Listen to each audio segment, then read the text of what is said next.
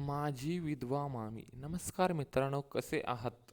मी नेहमीचा वाचक आहे आणि मी यावर भरपूर स्टोऱ्या वाचलेल्या आहेत. त्यामुळे विचार केला की स्वतःची पण एक स्टोरी लिहावी, जी माझी आणि माझ्या आयुष्यात खरा प्रसंग घडलेला आहे. तर मित्रांनो, चला सुरू करूया माझी स्टोरी.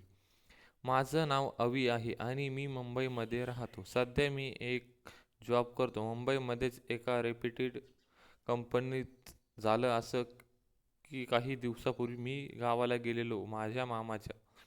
तिथे त्यांचे पूर्ण एकत्र कुटुंब आहे. त्यामध्ये 2 मामा आहेत, 2 मामी आहेत आणि त्यामध्ये एक मामी अशा आहेत ज्यांचे हजबंड वारलेला आहे. झालं असं बाकी माझे दोन्ही मामा आणि मामी जे आहेत ते तिकडेच जे बिझनेस करतात, जो की विदेशात आहे आणि त्यांच्या तिकडेच ते लोक राहतात मामासोबत. माझी मामी विधवा आहे, ती मात्र इकडे गावालाच राहते. तर मामींचे नाव रंजना आहे.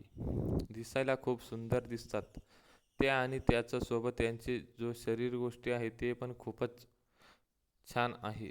तर प्रॉपरली सांगावं तर एक 36पर्यंत त्यांचे असतील, 40चे आहे असेल आणि डोळे त्यांचे निळ्या कलरचे आहेत. त्यामुळे त्या अशाच खूपच सुंदर दिसतात. त्या गावातील नॉर्मल मुलं काय म्हातारे सुद्धा पाहून पाहून पाहतच राहतात. तर झालं असं मित्रांनो, एकदा मी गावाला गेलेलो आणि त्यावेळेस गावाला नेमकं जास्त कोणी नव्हतं. त्यात मी काही कामानिमित्त गेलेलो आणि तिकडेच मामांच्याकडे थांबलो.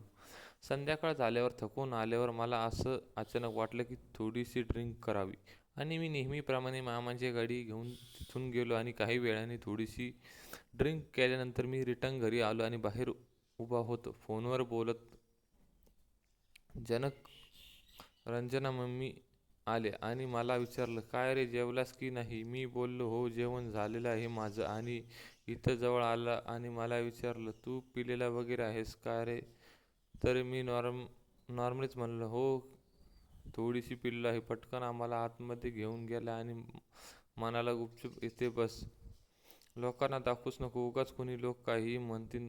तसं बोलताना मी एक गोष्ट ऑब्झर्व केली की त्यांच्या मनात म्हणजे काहीतरी वेगळे चाललेले आहे, जसं की त्यांना माझ्याबद्दल वेगवेगळ्या भावना आहेत, माझी वेगळी काळजी आहे आणि मी टिपून घेतलेल्या त्यावेळेस थोडीशी नशा माझ्या पण होती डोक्यात. तर मग झालं असं की त्यांच्या बेडवर असंच पडला पडला टी व्ही लावलेला आणि आम्ही टी व्ही बघत होतो. बघता बघता असं बोलता बोलता ते जेवायला बसलेल्या आणि मी बेडवर बसलेलो. वरतूनच त्यांना माझे गोल गोल क्लिअर दिसत होते.